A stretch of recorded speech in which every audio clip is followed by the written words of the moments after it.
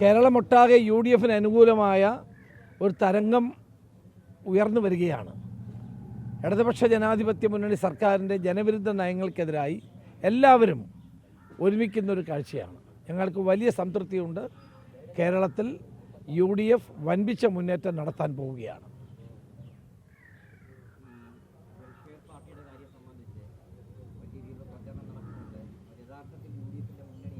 ഒരിക്കലുമല്ല. Welfare party മുന്നണിക്കകത്തില്ല.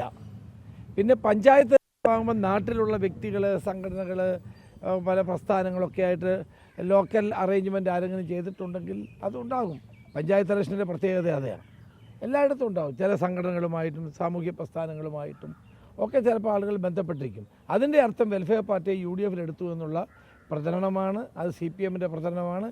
ഇത്രയും കാലം വെൽഫെയർ പാർട്ടിയെയും SDPIയുടെ വോട്ട് വാങ്ങി ജയിച്ചവരാണ് ഈ CPMക്കാർ എല്ലാ കാലത്തും.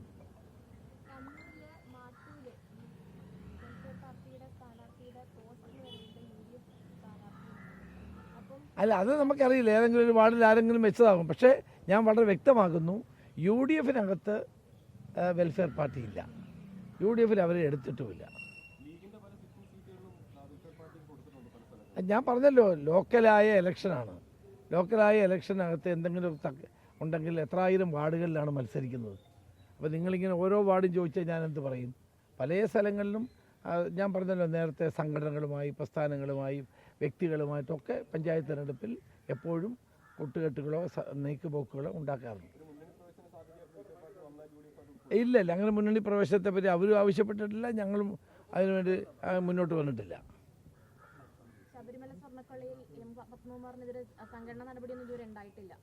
കാരണം പത്മകുമാർ യഥാർത്ഥ കാര്യങ്ങൾ വിളിച്ചു പറയുമെന്നുള്ള പേടിയാണ് CPM നേതൃത്വത്തിനുള്ളത്. ആ ഭയം കൊണ്ടാണ് പത്മകുമാറിൻ്റെ പേരിൽ, അതോടൊപ്പം തന്നെ വാസുവിൻ്റെ പേരിലൊന്നും പാർട്ടി നടപടി എടുക്കാത്തത്. പാർട്ടി നടപടി എടുത്താൽ അവർ പലതും വിളിച്ചു പറയും. അത് കാരണഭൂതൻ ഉൾപ്പെടെയുള്ളവർക്ക് പ്രശ്നമാകും. അതുകൊണ്ടാണ് ഇതൊന്നും പറയാത്തത്. അദ്ദേഹം പറഞ്ഞതെന്താ? ദൈവതുല്യനായ ഒരാൾ പറഞ്ഞുകൊണ്ടാണെന്നാണ്. അതാണ് ഞാൻ ഇന്നലെ പറഞ്ഞത്. ദൈവഭൂതൻ എന്ന് പറഞ്ഞാൽ കാരണഭൂതനാണ്, അല്ലാതെ പിന്നെ ആരാണ്? അപ്പോൾ അതുകൊണ്ടാണ് പത്മകുമാറിൻ്റെ പേര് നടപടി ഉണ്ടാകാത്തത്.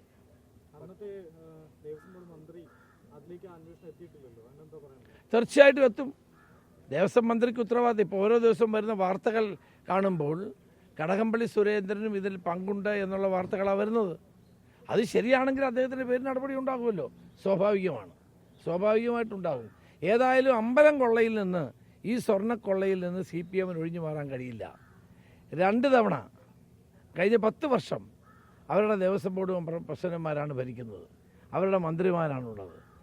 ശബരിമലയിലെ 30.8 കിലോ സ്വർണം, വിജയമല്യ കൊടുത്ത സ്വർണം അടിച്ചു മാറ്റിയതാണ് ഇതിനകത്ത് ഏറ്റവും പ്രധാനപ്പെട്ട ഒരു കാര്യം. അതിൽ നിന്ന് രക്ഷപ്പെടാൻ അവർക്ക് കഴിയില്ല. ഒരു കാര്യം മനസ്സിലാക്കിക്കോണം, അയ്യപ്പനെ കളിച്ചവരാരും രക്ഷപ്പെട്ടിട്ടില്ല.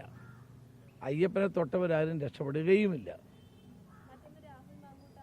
അതൊക്കെ പറഞ്ഞല്ലേ മോളെ, എല്ലാ ദിവസവും അല്ല, അതൊക്കെ പറഞ്ഞു. എത്ര ദിവസം? 3 ദിവസമായിട്ട് ഞാൻ പറഞ്ഞുകൊണ്ടിരിക്കുക. അത് വേണ്ട. അല്ല, അതിനെപ്പറ്റി ഒന്നും പറയാനില്ല. അതൊക്കെ 3-4 തവണ നമ്മൾ വിശദീകരിച്ചാണ്. അത് ഈ സ്വർണ്ണക്കൊള്ള മറയ്ക്കാൻ വേണ്ടിയിട്ട് ഇപ്പം CPM എടുത്തുകൊണ്ടിരിക്കുന്ന ഒരു ആയുധമാണ്. ആ ആയുധത്തെ ഞാൻ ഏറ്റെടുക്കാൻ തയ്യാറല്ല.